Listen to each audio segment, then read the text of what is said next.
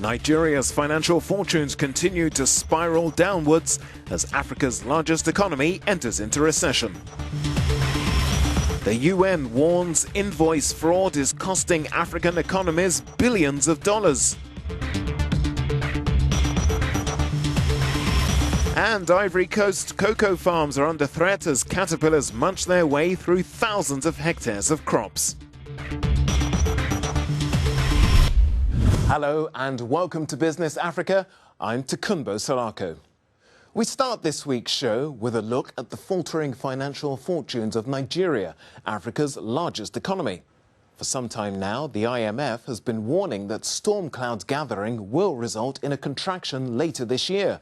A gloomy outlook made more bleak, it recently said, by the Brexit vote. Nonetheless, it was still a bit of a surprise last week when Nigeria's Finance Minister Kemi Adeosun admitted that the country is now technically in recession. Michael Dibby and William Bahia have this report. Nigeria faces a more worsening recession as a result of the devaluation of the currency naira. Several traders in the country's biggest IT market, Computer Village Ikeja, are already wondering how long they can survive the hard currency shortages that is currently paralyzing Africa's biggest economy. To get a laptop now, the standard we want, we're going to be designing architectural designs and stuff like that. For the fact that we're going for a London use or the fairly used ones, we're getting a very higher rate, like ×3. As almost every business is being run at a loss now, we are only hanging in presently to make sure that, hoping, just against hope, that things will normalize. Finance Minister Kemi Adeosun says people should not dwell on the recession, but rather on where the country is going through the measures being taken to save the economy. Is Nigeria in recession? Technically, if you go into 2 quarters of negative growth, technically you're in recession. But I don't think we should dwell on definitions. I think we should really dwell on where we're going.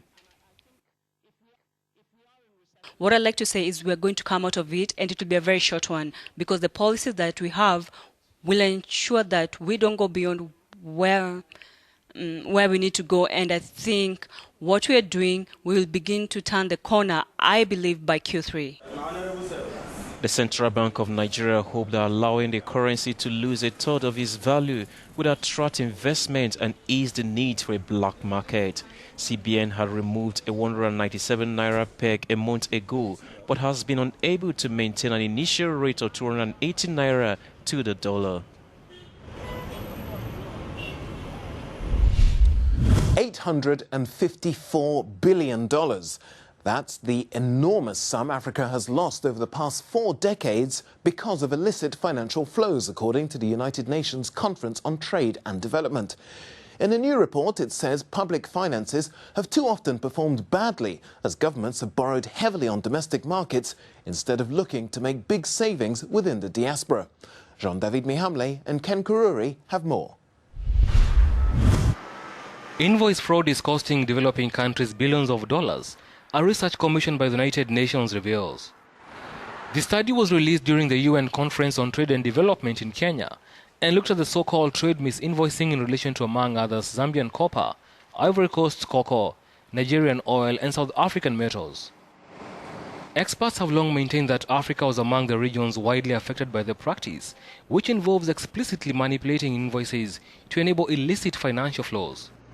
As a result, UNICTAD says countries have been losing valuable foreign exchange earnings, taxes and income that might otherwise be spent on development.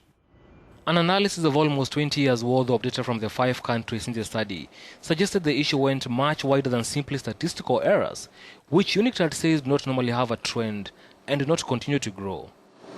The study calculates that between 1995 and 2014, Ivory Coast, which is the world's top cocoa producer, lost about $4.9 million of its primary exports to the Netherlands. The same study shows that 29% of cocoa exports from the West African nation to the Netherlands have not been documented. UNICTAD reckons that between 1996 and 2014, under-invoicing of oil exports from Nigeria to the US was worth $69.8 billion, or 25% of all oil exports to the US, according to the figures.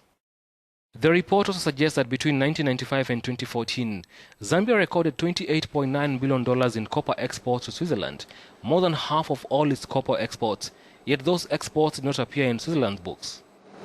South Africa has also not been spared from the fraudulent practice. In a 15-year period to 2014, underinvoicing of gold exports from Africa's most developed nation amounted to $78.2 billion. The amount equates to 67% of the country's total gold exports. UNICTAD says commodity exports may account for up to 90% of a developing country's total export earnings, adding that the study generated fresh lines of inquiry to understand the problem of illicit trade flows. Developing nations hope the issue will be addressed to enable them obtain proper value for their commodities, which is vital for their growth.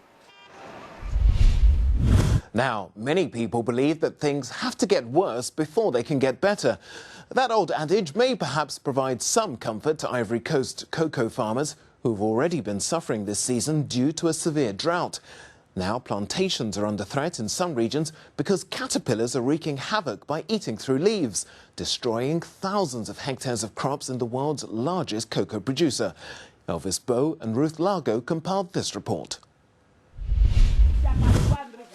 Cocoa farmers in Ivory Coast are facing a huge challenge from a caterpillar invasion, which is a new threat to the country's agricultural sector. The caterpillars have been spreading quickly, eating up leaves, flowers and young shoots. Within the past few weeks, 20,000 hectares of plantations have been eaten up in the southeast around Tiasale, Tabo and Jekanu. At Ahondo, a village of 5,000 inhabitants located approximately 100 kilometers to the north of Abidjan, all cocoa farms have been attacked.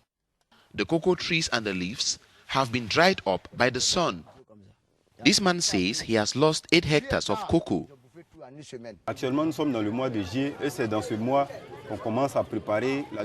His colleague adds that they are in July and during this period they prepare for harvest.